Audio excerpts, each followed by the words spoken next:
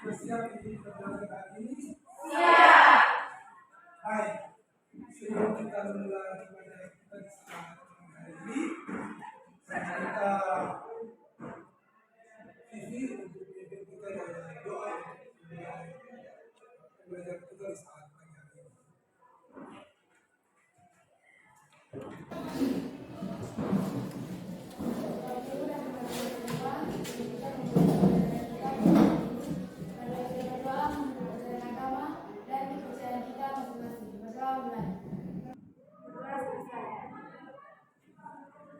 Baik, terima kasih.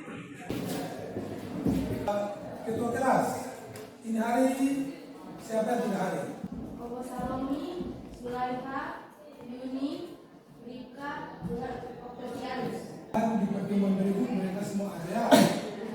Kita memulai pembelajaran kita di saat pagi hari ini. Tentunya kemarin kita sudah belajar tentang teks eksposisi. Ya, pasti anak-anak sekalian masih ingat ya materi kita kemarin ya. Kita sudah belajar tentang apa saja? Tesis,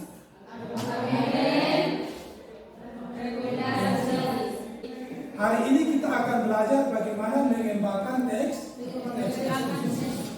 Jadi untuk itu saya ingin tahu dulu, kira-kira masih ingat pertemuan kita kemarin? Siapa bisa sampaikan apa itu teks eksposisi?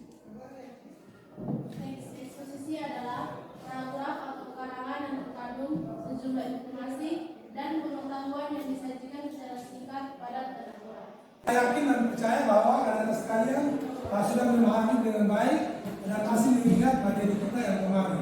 Tujuan pembelajaran dari materi kita di saat pagi hari ini yaitu setelah kita mengikuti proses pembelajaran, peserta didik diharapkan dapat mengembangkan dan mengkomunikasikan isi permasalahan, argumen, pengetahuan, dan rekomendasi teks eksposisi secara lisan dan atau tertulis dengan benar. Jadi inilah tujuan pembelajaran atau hasil yang akan kita capai setelah proses pembelajaran di saat pagi hari ini. Kita akan masuk pada materi. Kita akan mengikuti atau sama-sama membaca teks eksposisi yang telah Bapak siapkan. Teks eksposisi ini judulnya adalah pembangunan dan bencana lingkungan. Untuk itu masing-masing anak akan membaca satu orang satu paragraf. Untuk paragraf yang pertama saya minta anak Vivi untuk bisa membacakan untuk kita semua. Jadi bisa membacakan yang ada di layar atau yang ada di teks. Silakan. Pembangunan dan bencana lingkungan. Bumi saat ini sedang menghadapi berbagai masalah lingkungan yang serius. Dari hal itu dapat dibayangkan betapa besar kerusakan alam yang terjadi karena jumlah populasi yang besar, konsumsi sumber daya alam, dan polusi yang meningkat. Sedangkan teknologi saat ini dapat menyelesaikan permasalahan tersebut. Bencana longsor dan banjir itu disebabkan oleh kerusakan hutan dan pembangunan yang mengabaikan kondisi alam. Yang berikut, yang set. Masalah lingkungan di atas merupakan masalah serius yang harus segera diatasi meskipun tidak mungkin mengatasi karena masalah utama tersebut. Setidaknya harus dicari solusi untuk mencegah bertambah buruknya kondisi bumi. Terima kasih Anda sudah membacakan teks pembangunan dan bencana lingkungan. Hari ini kita akan belajar mengembangkan teks eksposisi. Itu dengan cara melengkapi tesis dengan argumen yang mendukung. Jadi anak-anak sekalian, teks eksposisi yang dikembangkan ada dua ya, ada gagasan pokok dan gagasan penggerak. Ya, untuk itu saya ingin tahu apa yang dimaksud dengan gagasan pokok. Siapa yang bisa menjawab silakan angkat tangan. Rosni silakan. Gagasan pokok adalah ide atau hasil pemikiran utama dalam sebuah program. Iya, terus yang berikut menjelaskan bagi kita apa yang dimaksud dengan gagasan penjelas. Iya, silakan. Gagasan penjelas adalah sama-sama disajikan yang Itu adalah gagasan penjelas.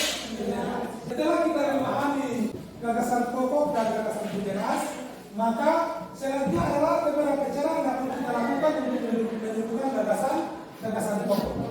Cara yang pertama, mulai. Materi cermat setiap kalimat tidak dalam paragraf. Iya. Yang kedua, Titus. Identifikasi ide atau kata benda atau subjek yang mendominasi paragraf tersebut. Yang ketiga, Yansen. Tentukan satu kalimat mana yang paling cocok menjadi kalimat utama. Iya. Yang berikut, Temukan gagasan pokok dalam kalimat utama tersebut. dan itu adalah 4 cara yang bisa digunakan untuk bagaimana menentukan gagasan pokok. Ya. Jadi sebentar, cara ini akan Anda gunakan untuk ketika dalam mengerjakan LKPD sebentar, maka inilah caranya ya. Untuk setiap paragraf dalam teks yang sebentar bagikan kepada Anda sekalian, maka itu bisa digunakan cara ini untuk bagaimana bisa menemukan gagasan pokok dan gagasan penjelas. Gagasan penjelas itu tidak selamanya satu kalimat ya, dia bisa lebih dari satu.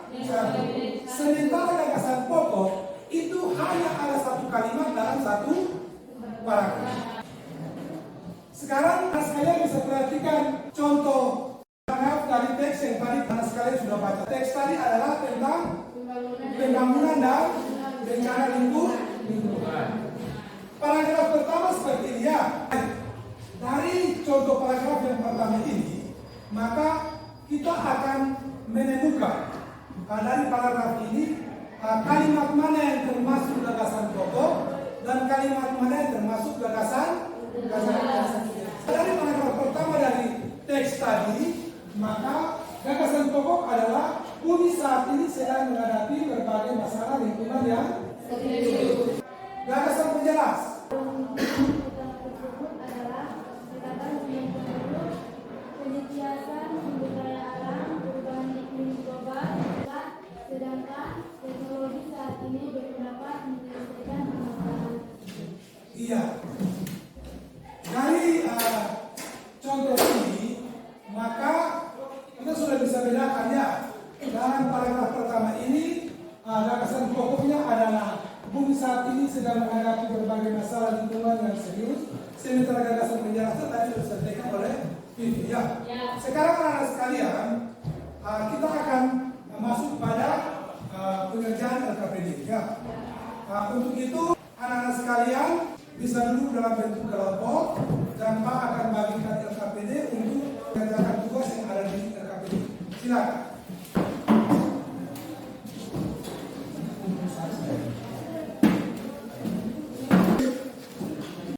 Sekarang tugas anak-anak sekalian ialah membacakan LKPD ini. Yang pertama ini perhatikan di sini ya. Anda baca teks ya. Teks ini. Setelah itu Anda temukan paragraf pertama ini mana yang termasuk gagasan pokok, mana yang termasuk penjelas. Paragraf kedua pun demikian sampai paragraf ke-8. Bisa ya? Nah, silakan kerja. Kalau ada kesulitan silakan bertanya.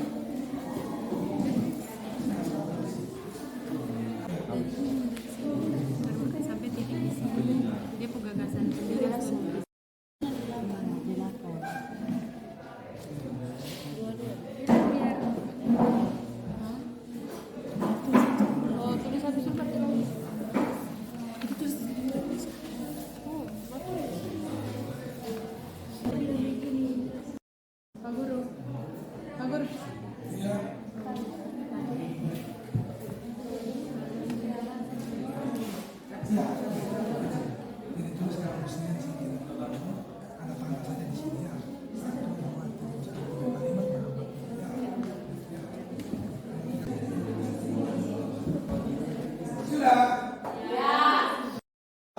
Bisa masuk pada hasil presentasi kelompok.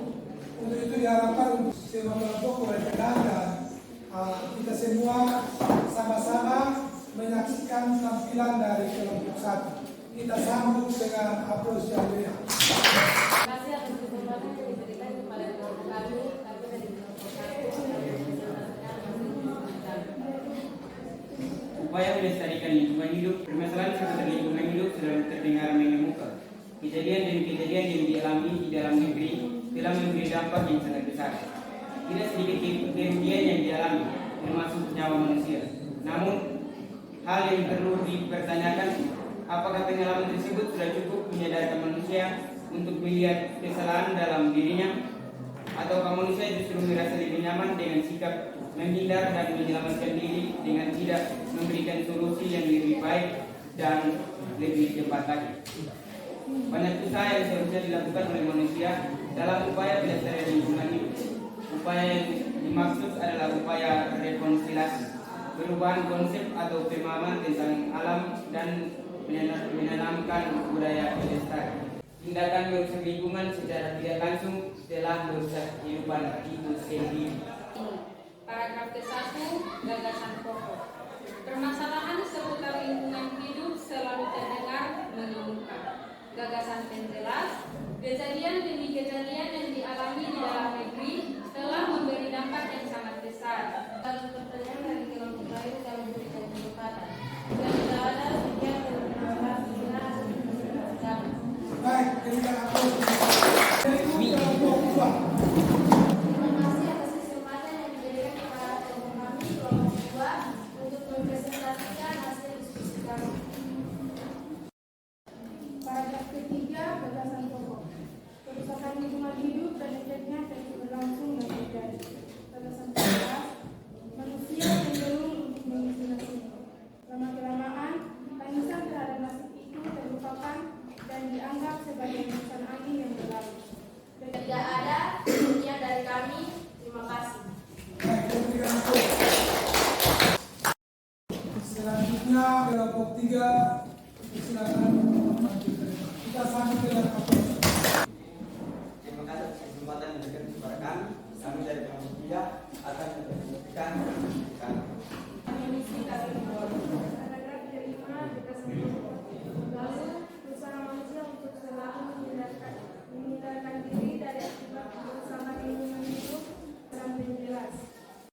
Tetapi justru kesempatan ini menjadi titik tolak untuk memulai suatu perubahan. Kesempatan ini kami berempat menyampaikan hasil ini kami. Paragraf 4, gagasan pokok. Setiap peristiwa dan kejadian alam yang diakibatkan oleh kerusakan lingkungan hidup merupakan suatu pertanda bahwa manusia mesti sadar dan berubah. Paragraf 8, gagasan pokok. Berdasarkan kenyataan demikian, diperlukan suatu perubahan konsep baru. Gagasan penjelas, konsep yang dimaksud adalah melihat alam sebagai subjek. Baik, kita berikan aplaus untuk kelompok lain. Sekalian tadi saya sudah berbicara. Sekarang kita ingin kembali melihat secara bersama-sama jawaban-jawaban yang telah disampaikan. Pada dasarnya hasil dari presentasi anak sekalian itu luar biasa karena untuk menemukan gagasan pokok dan gagasan penjelas ini pada dasarnya semua sudah melakukan. Pak ingin menjelaskan kembali.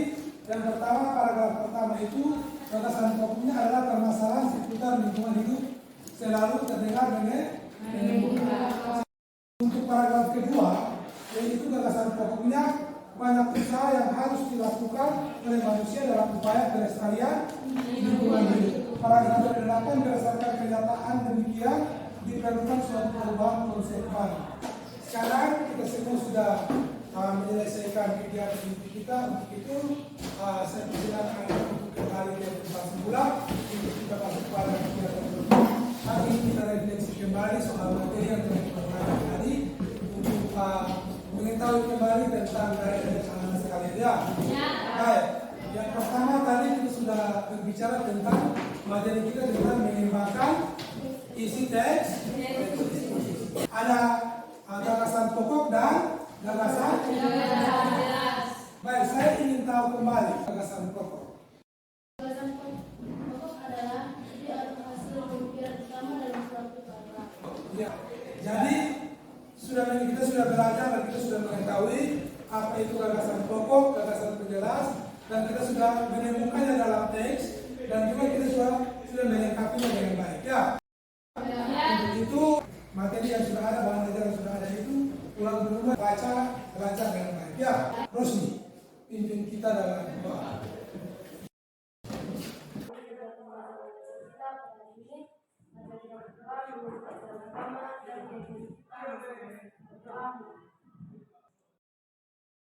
Berdoa selesai.